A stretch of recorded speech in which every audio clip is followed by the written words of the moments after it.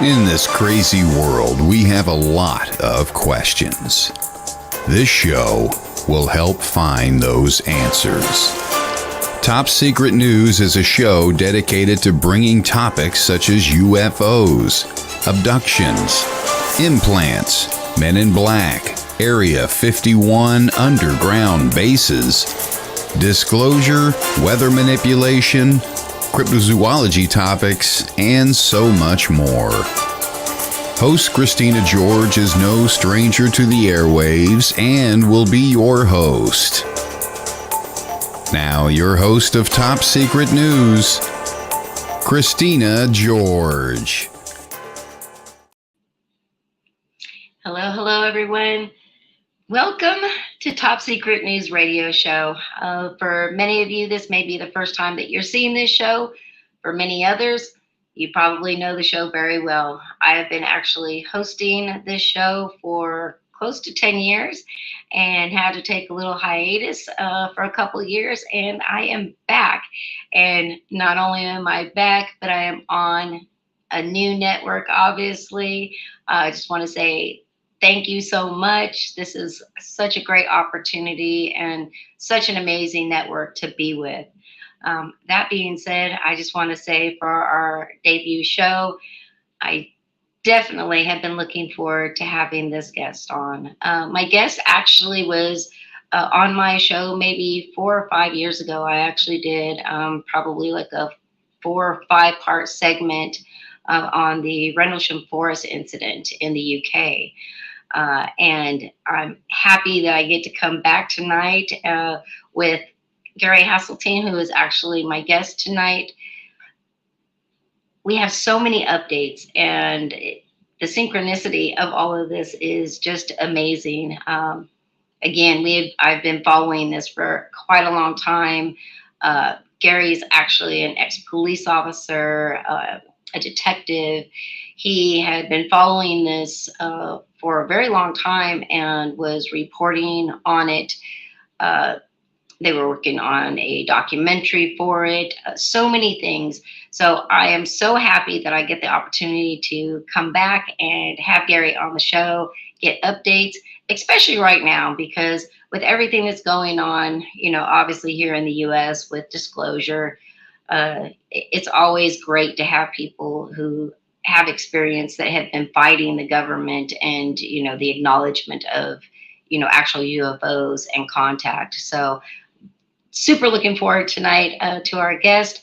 If you go to any of my pages, you will actually, and I think also the event page, you'll see Gary's bio along with links to contact him. And I'll make sure to share those again before the end of the show. That being said, I'd like to welcome my guest, Gary, to the show. Hello, my friend. How are you? I'm well, thank you for having me back. It's always a pleasure to speak to old friends. So thank you for having me back. Absolutely. When I brought the show back, I had actually had you scheduled for my other show. And, because Paranormal Connections, I had kind of like just started covering everything. But with UFO disclosure and everything that's going on here in the US, I was really getting an influx of people wanting me to bring this show back so that I could, speak on these specific topics. And when I got the offer to come to this network and bring it back, I couldn't think of anybody better to have for my first guest than you. So I appreciate you being up. I know you're in the UK and it's like midnight there, and but I always love that you're willing to stay up and hang out with me. Oh no, I'm flattered to be your first guest back. I mean, what a title for your show, Top Secret News. You can't get better than that. And with everything that's going on now, it's the perfect, to bring you back under that title. Absolutely, and it's also like I was saying, so serendipity, because I scheduled you for the show, and then today all of a sudden, I come across an article that basically brought forth that you had been able to finally get a hold of another witness that was able to kind of verify the stories that have been told over all these years. And for those people who don't know we are talking about the Rendlesham Forest incident. And I actually had both you and Larry Warren on the show, which was the whistleblower for all of this. And, it was crazy because, I get a lot of backlash for a lot of the shows that I do. That's just a given, just because of the topics that I bring up. But the amount of people and hate that came not only towards Larry, towards yourself, towards anybody that was involved in sharing this story was crazy. I had people stalking me. I had people, trolling my show and my pages. I had threats coming through. It was crazy. How did you deal with all of this? It was a very nasty period, and to put it into context, it actually wasn't that many people. There was a small group of 4 in the UK that were really responsible, but they maybe had another 50 or so active people who would just back them with whatever they said. And their central premise, or the central premise of the ringleader, was basically, it was a powerful personality. It was basically that Larry Warren had borrowed the story from Sergeant Adrian Bustinza. And that's what they all believed. And all it was a twisting of the facts. He had made some comments along the years that had said Larry Warren was there on 7 occasions out of over 35 years. But he hadn't sought publicity. He didn't like media. The incident had kind of fundamentally altered his world perception, because he was religious, and what he saw affected his faith, made him question his faith. He suffered nightmares, PTSD. So he had a bad deal, like Larry Warren, who had also PTSD, like a lot of the witnesses there. But that was the whole central premise, was that Larry Warren, the original military whistleblower, had borrowed Adrian Bustinza's claims of being there and whatever. So even though the real facts said otherwise, they had put it in such a way that a lot of people thought, because she was a powerful personality, well, she's right then, and she would seemingly put all this evidence together with clear twisting of the words. But people don't do genuine research much now, and people live off the internet and they just believe what they're told.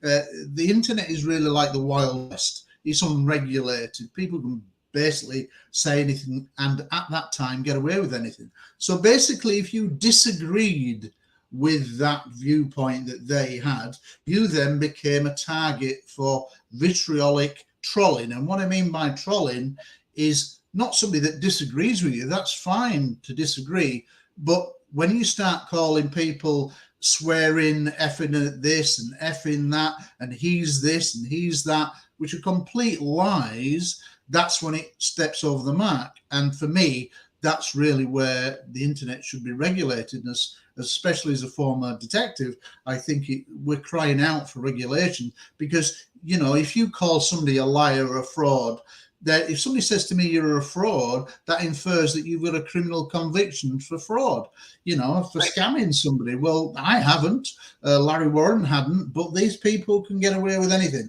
So cutting a long story short, one of the things that I was actively keen to do for a long time, especially in light of all this disinformation this group were putting out, was to get hold of Adrian Bustinza. Now, I tried for several years and never had a response. And then eventually through a lady called Laurie Rayfelt, who was already at the base and had left just before the incident, she'd seen strange things herself. And indeed, she features in my book on Rendlesham Forest, which we'll talk about.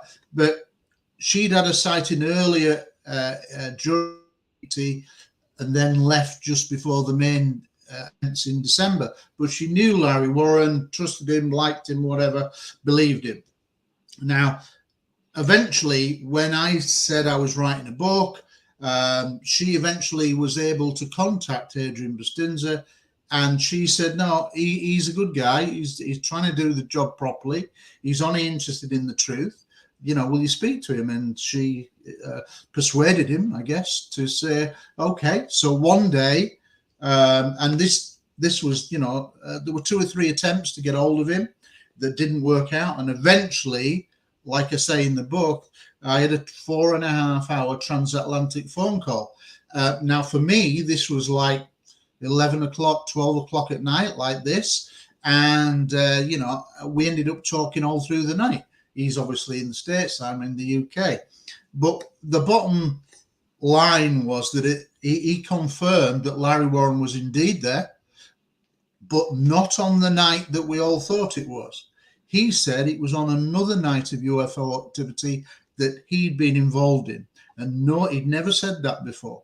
And that was amazing, because he basically said, I was involved in 2 nights of UFO activity, and we'd only thought he was involved in 1.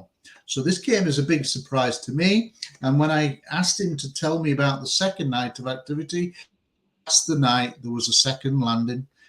That's the night that Larry Warren was there. He was even closer to the craft than I was. They were in a cordon around a translucent, shimmering 30-foot craft, some kind of structured craft, that when you looked at it straight on, you couldn't get a clear view. You could really only see it with peripheral vision. But it was, something was there about 30 feet across. And he said that US Air Force security policemen were all around it, which is what Larry Warren had said. He'd said that it was being filmed on movie cameras, which is what Larry Warren had said in late 1982, as far back as that. He said that Gordon Williams, the base commander of 12,000 personnel responsible for RAF Bentwaters and RAF Woodbridge, was present. He also said that Colonel Holt was present, or at the time, Lieutenant Colonel Holt. Now, interestingly, both Colonel Williams had always denied being present at this landing, where entities stroke silhouettes, as Adrian Bustinza called them. He said he saw silhouettes. Larry Warren said he saw entities close to the craft in some kind of silent face-off with the base commander, Colonel Williams. And you think about this, Sergeant Adrian Bustinza was corroborating this early account that was then initially accepted and then was absolutely then doubted as soon as Colonel Holt retired from the US Air Force, as soon as Jim Penniston retired from the Air Force, as soon as John Burroughs retired from the Air Force. They basically said, well, it doesn't match any of our stories. Well, instead of welcoming a witness, they chose to castigate him, basically, to a lesser extent, but particularly Colonel Holt, and then latterly Jim Penniston, and less so John Burroughs. But they've all had a go at him at some point. And this was before this long interview that I had, which reveals lots of other things, not just that other landing, but obviously we wanted to settle the debate.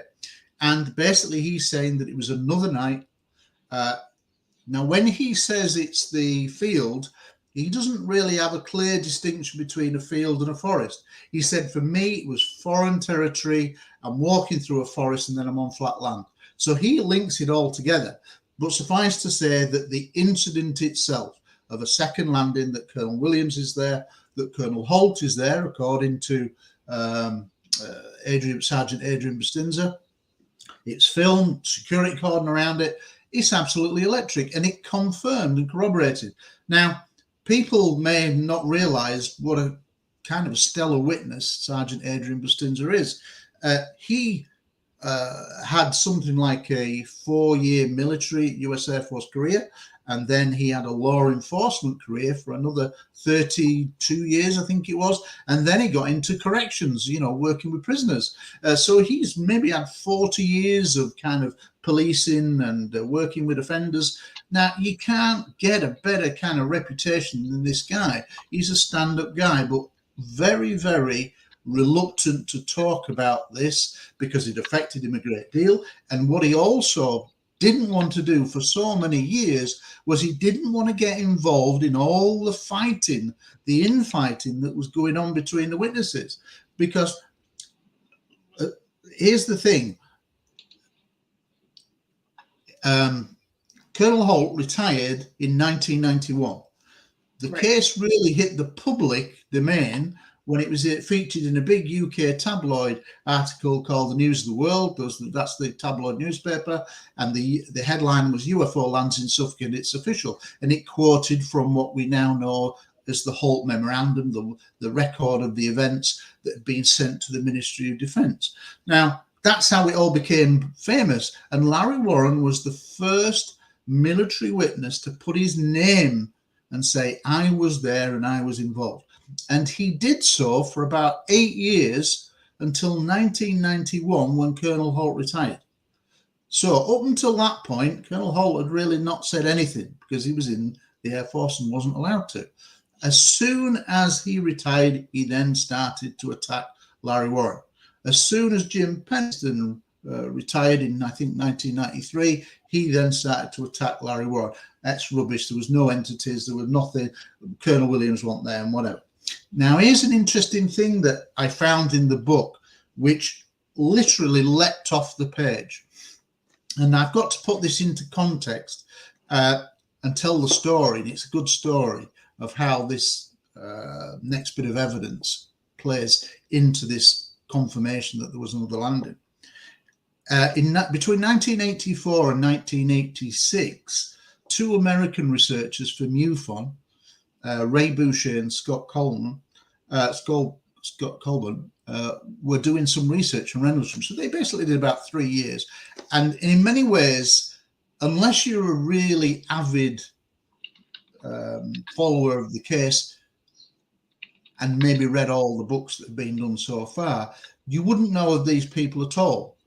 And unfortunately, in pretty much all the books written so far, Scott and Ray's work have been just like a throwaway comment. Yeah, they did some good works in the early 80s. And that's not the right context to tell their story.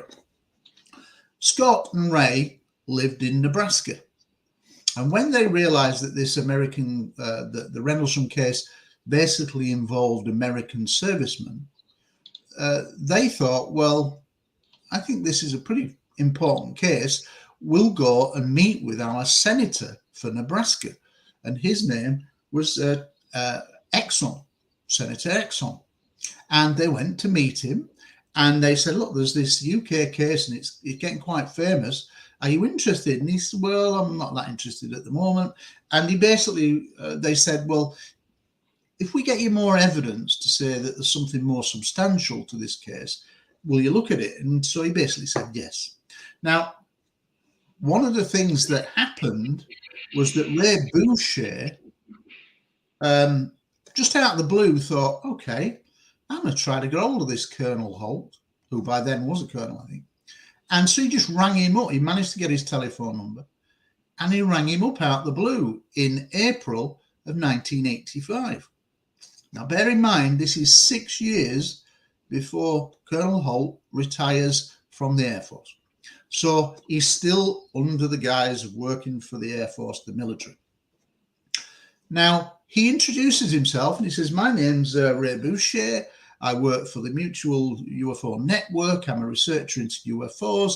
I've been looking at the Rendlesham Forest case. I've talked to a number of military witnesses. And he talked to Larry Warren. He talked to Sergeant Adrian Bustinza. He talked to one or two others. I think Greg Battram, another witness, an airman. And so he then said to him, well, from what my understanding, having spoken to these military witnesses, is that this is the scenario, that there was a landing of a 30-foot approximate craft in a field, that it was surrounded by US Air Force security police, like a cordon around it, that it was being filmed on motion picture cameras, i.e. movie cameras, moving images, not still pictures, that Colonel Williams, the base commander, was there. And he basically put those three things there. And he wrote Colonel Holt's response down. And this is crucial. He wrote his response to that scenario verbatim in his notes. And his response to that was, I can verify that, I can substantiate all of that for the senator. And he wrote that one line down. Now, this is 1985, long before Colonel Holt is this TV personality who's been in 30 or 40 documentaries and who was denied any kind of involvement with the Larry Warren story of a second landing.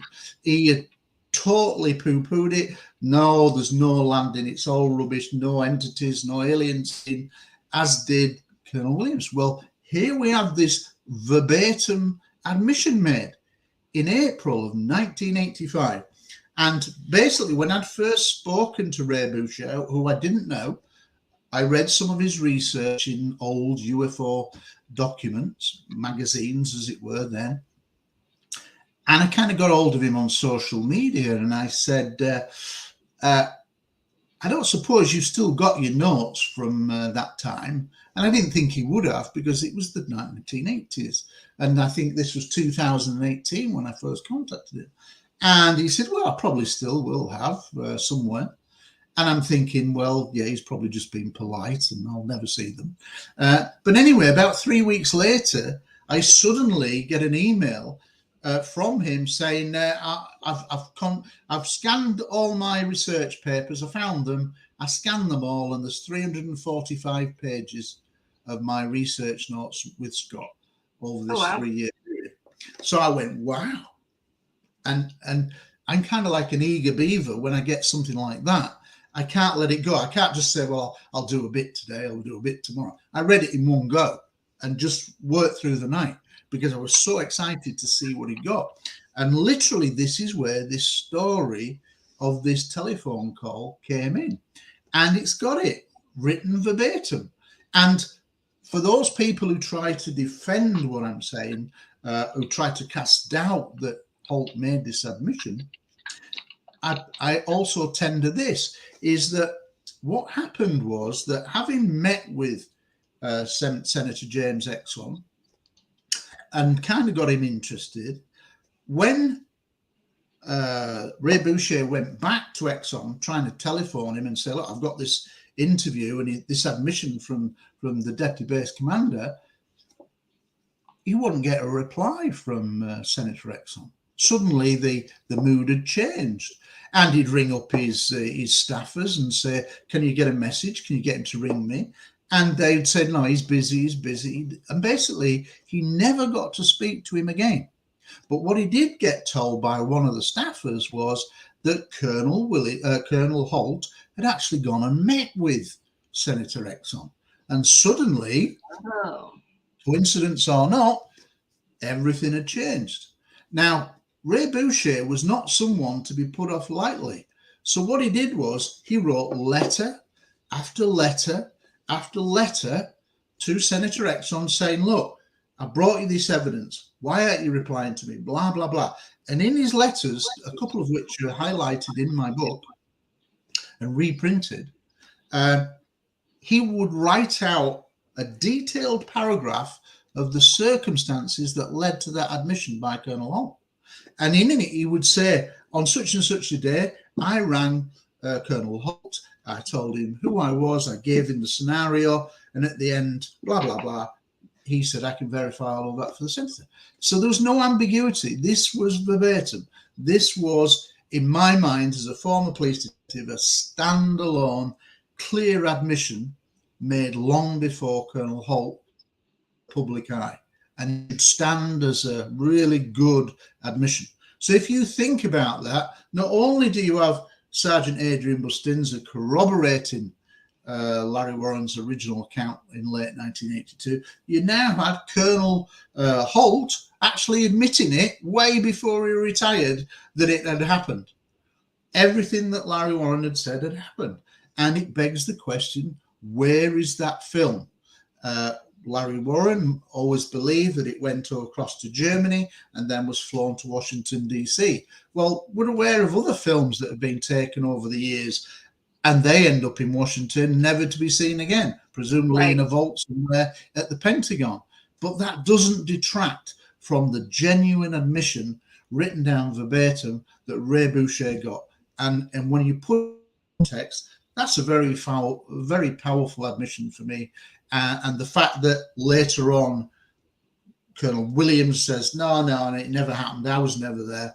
I didn't know anything about it. Well, that's a lie in itself, because he was the base commander of 12,000 personnel.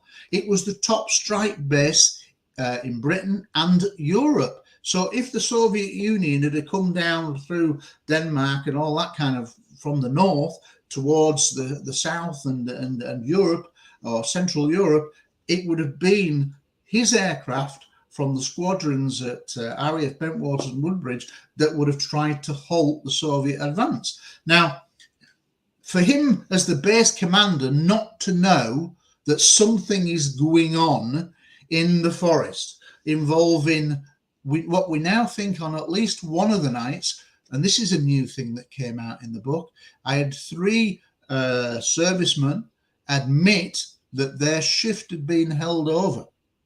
So normally there was about 40 per shift guarding tactical nuclear weapons. At RAF Bentwaters, some would be on mobile patrol. All in all, about 35 to 40. Plus there'd be what's called law enforcement, which was maybe another 6 to 10. And they were those who were doing basic proper police duties. So they would stop drunk drivers. They would break up fights in the bars and things like that.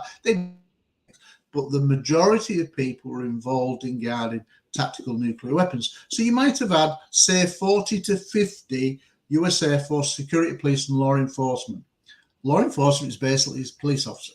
All right, so you think you've got 50 per shift with those two together, and 3 airmen who I interviewed for the book said that their shift was held on. So they went from what we would call an afternoon shift, where they should have been off at 11 p.m. at night, and then they were held over because things were happening. Now, this may only be on one night, and the nights 42 years on is very difficult to pin down, but on at least one night they were held over. So that's not 40 to 50 people, that's 80 to 100 police officers are out and about in the forest, available manpower, for want of a better word, even though you can't say manpower anymore. But in a sense, double the shifts. That meant that people were kept on and did a double shift, which means that there had to be something really serious going on to make people go into work all through the night and get off really early in the morning. So again, it's another indication that this was not just some kind of lazy little incident. This was a series of events. And in my book, in the conclusion, I break it down using my former police detective skills to break down the events. And there are 17 different timed events over the late December period. It's not just 1 or 2 nights, it's probably now 4 nights, because this admission by Sergeant Adrian Bustinza probably means that there was a 4th consecutive night. That might not actually be the case. There might be a day between, but it's of activity. So it looks to me like there are at least 4 nights of activity. Now, one of the things that's come out in those 17 different timed events was one that nobody had ever heard of. And you'll have never heard of it unless you'd read the book. And that's basically, I spoke to an airman called Steve Wagner. And he's got an interesting story to tell, because he'd basically had an earlier sighting in 1980, and it's one of the 3 main, what I call precursor cases that took place in February, July and November, leading up to those late December cluster of events. And when he'd reported his sighting, and he wasn't alone, he was with another airman, he got a lot of grief for it. And basically the authorities, his bosses, didn't want him to report what he'd seen. He was teased, ragged by his colleagues, and he thought, if I ever see anything again, I ain't going to report it, because I just want to keep my head down. And that's Right. very understandable. He's young, he's early 20s. He just want to keep his head down. He wants to have his career. Now, what he told me was that, and again, what I often do is when I talk to people, I say, you know, anything else ever happened during your service that was a bit odd? And sometimes it will work, and they'll, yeah, actually, yeah, there was this. And that's how that came out. And he basically said this. He said, well, I didn't report it, but there was something else that had happened. And he said it happened on the 23rd of December. And I'm thinking, 23rd of December? It's a long time ago. How certain are you that it's that? And he went, no, I'm pretty certain my shift pattern was before Christmas. I'll say, okay, it's your recollection. And basically, he said that on the 20th night of the 23rd of December, so this is at least 2 days before the main events kick off with Jim Pennison and John Burroughs, what we term as the first night landing. A couple of days before, he's saying he gets called with a colleague, so he's not on his own, to go to the East Gate at RAF Woodbridge. Well, the East Gate at RAF Woodbridge plays a big part in the story. There's a lot of things in and around involving the East Gate. So it's well known. It's the back gate of RAF Woodbridge, and it backs on directly to the start of the forest, Rendlesham Forest. So it's very close. Right. And he said an airman who had been at the East Gate, a police officer, had got spooked by something that had either dropped or landed in the clump of trees near to the East Gate. I'm thinking, well, I've never heard anybody mention this kind of incident. And I said, how far are we talking from the East Gate? And he said, 100 yards, 150 yards. Well, anybody that's ever been there, and there is a difference now, the original position of the East Gate in 1980 is not where it is now. If you go to the gate now, it's about 75 metres further down the road, as it were, towards the forest. So back in 1980, it was 75 metres back. So you then stand where originally it would have been and then think 45 degrees to my right, 150 metres, 150 yards, or whatever you want to call it. But that's not far, and that's really close to the gate. And literally what we call the East Gate Road is the back military road that leads to the public road in the forest at the end, which is about 300, 400 metres away. So this is very, very close to the East Gate. Nobody had ever said this. And I said, well, what happened? He said, well, we went to the airman because they said he'd been frightened by something. We saw him, and the airman was very upset, and he didn't want to get involved, but he said something happened, either landed or dropped into a clump of trees nearby, 150 metres away, yards. And they said, okay, we'll go have a look. Now, just before we get to the story bit, that's kind of interesting because I'm told that the East Gate was not routinely manned. So US Air Force Security Police was not usually in a little sentry box by that gate. And they'd only do it if they were on alert or on an exercise. So it makes you think that maybe something was already going on, that an airman was there. That's the impression it gives to me. So anyway, go, okay, we'll take a look. Now, he said, we had roughly where this clump of trees were, he said, we went in there and there was a little clearing, and he said, we didn't say anything. There was no machinery, no flying saucer, whatever you want to call it. He said, but there was something. I said, well, what was it? He said, well, we found a triangular set of depressions, a perfect equilateral triangle in a little clearing near to the East Gate, effectively in a clump of trees. And I said, okay, that's interesting. And I said, how big were these? And he said, well, about 5 feet each. So think of a triangular platform depression, so like an undercarriage, and 3 equilateral indentations into the ground that he said were each of them 5 feet wide. Wow. Now, put that into contrast to the John and Jim's first night landing 2 nights later. They get equilateral triangle depressions, but they're only about 9-10 inches. So whatever came down, it infers that something much bigger with a much bigger triangular tripod kind of landing gear landed in that and created these huge depressions. But he said, I wasn't going to report it because I didn't want any more grief. So this is something that you can't actually verify. And he's lost contact with the other airman that was with him. And so this is a story from a first-hand witness, but you can't corroborate it. But there's no reason why this guy's gonna come forward and tell me a lie. You know, Right. he knows all the backbiting that's going on in the case, but he kind of was really respectful, and he kept calling me sir, as a lot of Americans do, a lot of military personnel when you've been interviewed. Yes, sir. Yes, sir.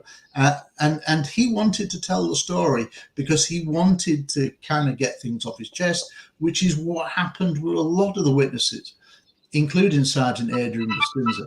You know, what he then told me in a subsequent Skype interview I had with Adrian Bustinza was about his interrogation. Now, we know that some people were interrogated, but he, at one point, I set up the interview and to try what's called the enhanced cognitive model. And it's a technique to try to retrieve memories. Now, it's not designed to be done 40 odd years after the event, Right. but the basis is that if something incredibly important has happened in your life, whether it be a car crash, somebody suddenly dying, or you've been involved in something that's really unique, your brain will have recorded it. Your eyes will have seen it. It will have recorded it somewhere. And it's a question of, can you open or use a memory tool to maybe unlock a bit more of what was like. Your eyes are a bit like a video camera.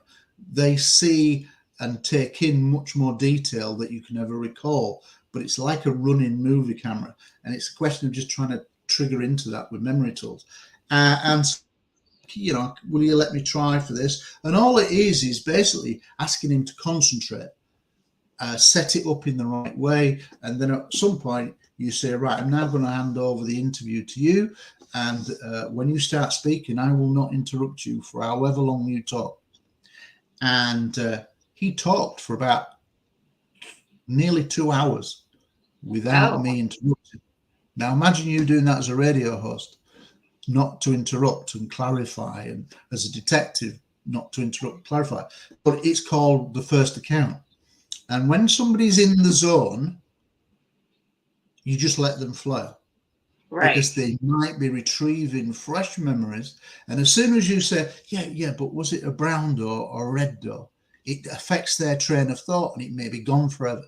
So basically, in the enhanced cognitive model, you let that first account go. And you've told him, I'm not going to interrupt. So he feels like he's in charge. And he just came out and he talked. And all the interviewee does is go, okay, and that's called Googling. And that basically is, you don't want to interrupt, but you want to acknowledge that you're listening and you want to keep him in that zone. And when he was in that zone, he really got into it. And at one point, and I think it's one of the, if not the most powerful page in the entire book, is he talks about his interrogation and being taken into an underground facility that he said was the base photo lab at RAF Bentwaters, which Colonel Holt denies there's anything underneath that, but both Larry Warren and Adrian Bustinza say they were taken underground. They were taken by big burly guards, officers of special investigation. They were made to feel like they were criminals, taken down into a dingy place beneath the photo lab, and then put into a room where there was one either side. It's like almost a mafia kind of scenario. Sit down, you'll be questioned. And at one point, Sergeant Adrian Bustinza is threatened with his life. He's threatened that his father, who worked for the government, would lose his job and pension, and that their house in America was being surveilled by operatives. We don't know who. But at one point, he's threatened with his life, and he's told bullets are cheap, which is what Larry Warren said. Bullets are cheap. He was interrogated too. But he said, and it's palpable, he said, I was so disgusted. I joined the US Air Force to protect my country and do whatever was needed. And here I am being treated like a criminal. And I'm a sergeant. I've got an excellent record, and you're talking to me like I'm a criminal.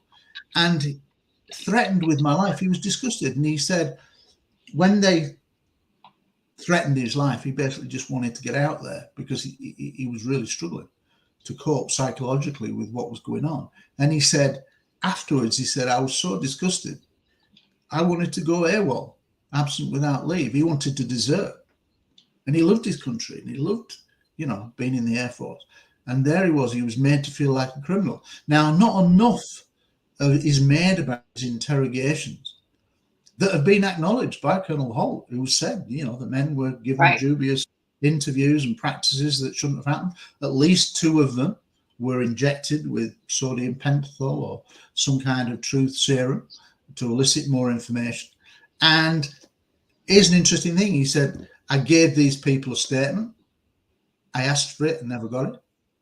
Now, according to the US Air Force, there are no statements other than the ones that have come out already, which is 5, which I talk about in the book, but they're very poor. But his statement that he asked for, he says it's there. And he said it's also tape recorded as well, these interviews, on audio tape as it was in the early 80s. So where's that? Where are those tapes? So you think about what I said to you about the video film. There's that evidence. There's the audio tapes that we're just talking about. But when you hear, as I did, because obviously I'd audio recorded this 4.5 hour transatlantic call. Now, I don't know about you, but, doing a 4.5 hour transcript, handwritten, it basically took about 3 weeks, and you could only do it in bits because it's so hard to keep concentrating, because you stop playing it back, making sure you've got the intonation right. Have I written it right?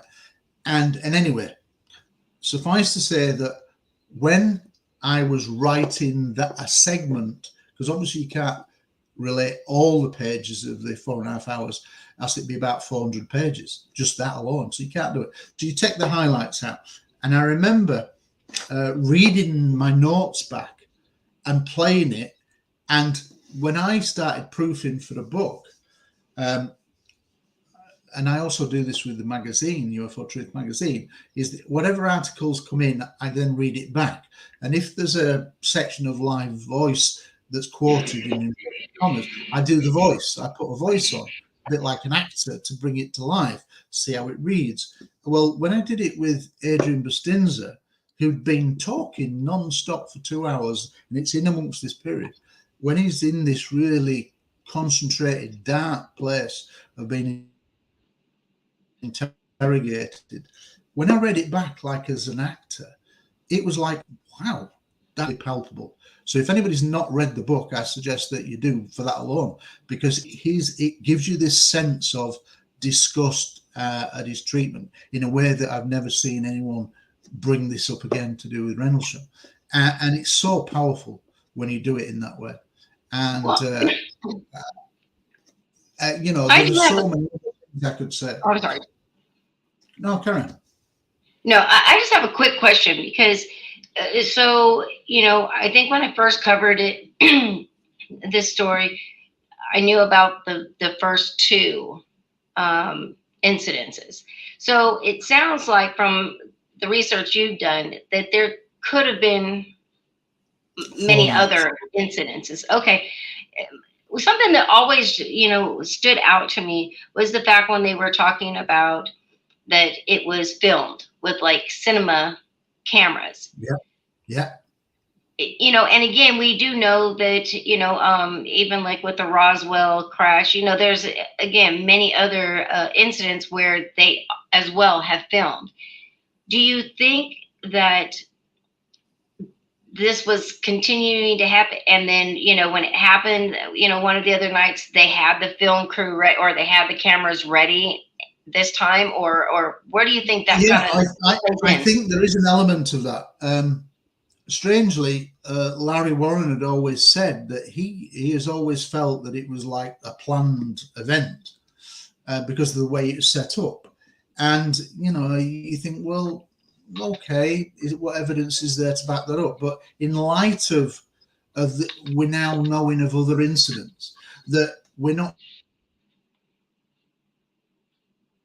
talking one night, we're not talking 2 nights, we're probably talking at least 4 nights of activity, consecutive nights. So if you think about that's an emerging story. Originally, there was just one incident. Then Then there was the Holt Memorandum, which outlined 2 incidents, but set 48 hours, well, 24 hours apart. So it used to be for many, many years, John and Jim's first night landing, and then 2 nights later, Colonel Holt led a team out into the forest, and that was all we knew. In between time, researchers have done a good job, and now we now know that another incident happened in between. So the second night is now involving a woman called Laurie Bowen, who again was a security police officer at the East Gate. She sees something drop into the forest. She rings up, tells Central Security Control, and they ask for someone to respond. Well, the first person who was on mobile patrol was a lady, an officer, a young black officer called Bonnie Tamplin, Lieutenant Bonnie Tamplin. And she goes over the radio, yeah, okay, I'll respond to that, not knowing what she may encounter. Now, what we knew was for many years was that something really upsetting had happened to Lieutenant Bonnie Tamplin to make her, in a sense, go sick. She was screaming over the radio, help, help, help. Nobody knew what the real story was. And that's all we knew for many, many, many years. And then speaking to another airman I spoke to called Michael Stacey Smith. And Michael Stacey Smith was one of the guys who'd had an earlier 1980 sighting, had a good sighting. I then said again, anything else happened? And he said, well, I know a bit about what happened to Lieutenant Bonnie Tamplin. Well, nobody knew what had happened to her. We knew that something had happened and she'd gone off sick. No, there was like a big hole in the story. We didn't know. And he said, well, I was a part witness to some of it. And I said, well, what do you mean? And he said, well, I was at RAF Bentwaters, which was one of the twin bases.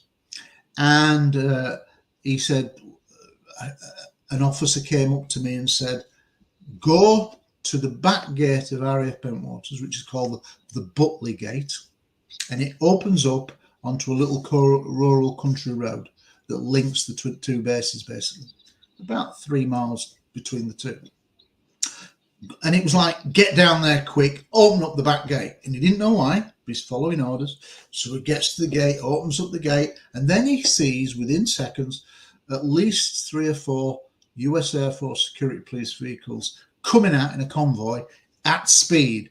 Don't know what they're doing, where they're going. And there's different audio channels, the radio channels.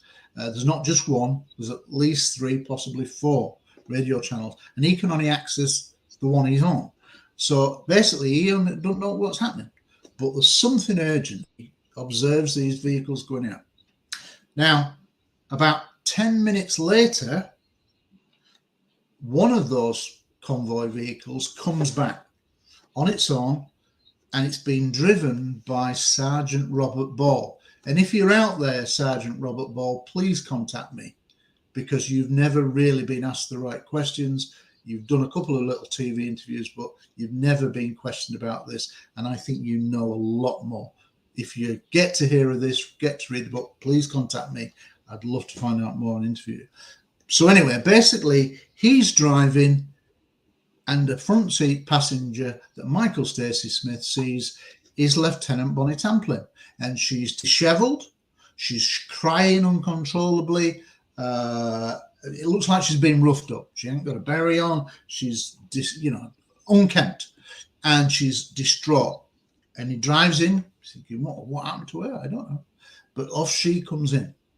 Another 10 minutes goes by, and then another vehicle turns up. But this time it's a vehicle that's sustained damage to its roof. And it turns out that it's Lieutenant Bonnie Tamplin's vehicle.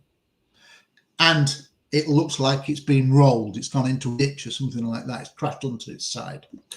And anyway, it's drivable, and it's driven back through the gate. He still don't know what's gone on, happened to it.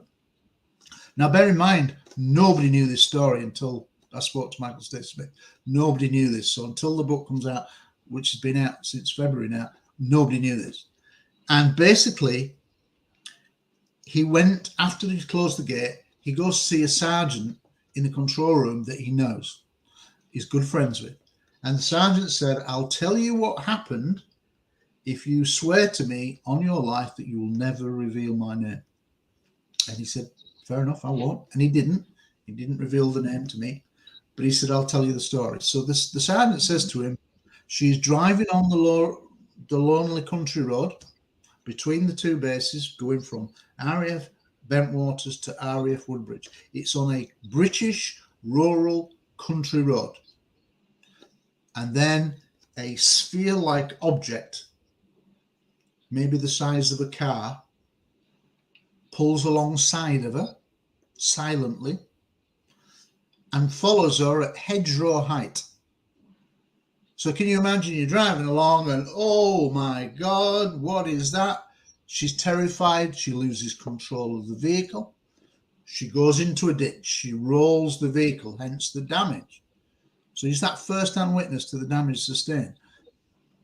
When she crawls out of the vehicle, she finds that the object has stopped and is looking down at her as she's crawling out. It's just hovering there, frightening for anybody. My goodness. She picks up her weapon and starts going, and then the object goes away at speed. Now, that's when she's on the radio going, help, help, help, Bobby, Bobby, Right. Bobby Ball, Robert Ball. So it all fits the story that others have already corroborated. So that's the missing piece. And the sergeant said, yes, that's what happened. A weapon was left at the scene. She was so frightened, she was distraught. She was picked up by Sergeant Ball. The rounds that she discharged, which is a very serious thing to do. Yeah, Right. To discharge one bullet, but she discharged several at this thing, was very serious. All the bullets were put back into the armory where all the bullets were, so that there was all the numbers matched. So nothing was out, it was all basically hidden and covered up. Right, like a cover-up. And basically, it turns out that she was then, within days, flown back to the United States, never to really anybody to ever see again. She never went back on shift. And that's a story that was covered up by the US Air Force and no doubt the British, if they'd been told, for all of these years until my book. And what a story that is. We now know what happened to her. And I've located, she lives in Europe, and I've spoken, I've emailed some of her family, tracked them down, but she don't respond, because clearly something very traumatic happened to her, and she's probably happy to just put it away. But yes, what a story. And absolutely no reason to disbelieve Stacey Smith. Why? What is it gain by lying to me? It's funny because every time I talk to you, it seems like the more answers you get, the more questions it leads you to. And, it seems like this is a never ending, story. And I think that now with a lot more of, the soft disclosure that they're putting out, and that's for a whole nother, show, but hopefully more people will come out. And we're running out of time. So I would like to, at this point, even ask you to come back, because still so much. Let me just give you how long have we got? We've got 5 minutes. Let me just give you a couple of little snippets. Okay. Guess what? All of the radio channels I found out were recorded on audio tape. So think about that. All the evidence that was there, all of the radio channels were routinely recorded. And let me tell you another guy, Steve Longero. He was inside the nuclear weapons storage area, and he sees the UFO shine a beam down. He's a direct person. He was inside. He saw the UFO shining the beam down. A direct first-hand witness of UFOs tampering with nuclear weapons. We should talk about that. Wow. Well, again, I am going to need to bring you back on, because, again, there is so much. Put out the information of where they can find your book. And in the meantime, if people want to get it and read it, it's a great read. It's called Non-Human, which is, I think, now with non-human intelligence become relevant in the States. And that's basically Non-Human, the Revolution Forest, UFO incidents, because I break it down into 17 different events over the late December period. And I say 42 years of denial, because the US Air Force, the British government have covered this up and done its best to trivialize and disinform the public. And I'm trying to fight for the other witnesses who don't get a look in on the documentaries. There's lots more information. There's lots more witnesses that are out there. And the more the book is in a sense publicized, hopefully they'll get to hear about it and feel confident enough to come forward. We're living in an age now where the stigma's receding. We need to get witnesses on the record before they pass away. Absolutely. It's only available on Amazon, by the way. All right. Well, everybody get to Amazon. Make sure to get a copy of it. Also, make sure to send me messages if you have questions. I'll have Gary back. If anybody knows Robert Ball, Lieutenant Bruce England, please give me details so I can contact these people. They hold remarkable stories and have yet to tell them. Absolutely. All right, Gary, thank you so very much. I will be in touch after the show. We will book another date so we can come back for part 2, because again, I know there's just so much more to talk about and so much more to share. Plus, I want to get your opinion on the whole, disclosure and the UFO stuff that's coming out right now. So yeah, I follow the events all the time. Absolutely. Well, again, thank you so much for being my first guest Thank you back. for inviting me. Absolutely. I'll have you back again soon. Thank you, everybody, tonight for joining us. I really appreciate it. Make sure to share this link to all of your friends and all of your groups so that we can, get the information out. And make sure to let everybody know that you can come see me every Thursday at 4 p.m. Pacific Standard Time. Love you all. Thank you so very much. Good night.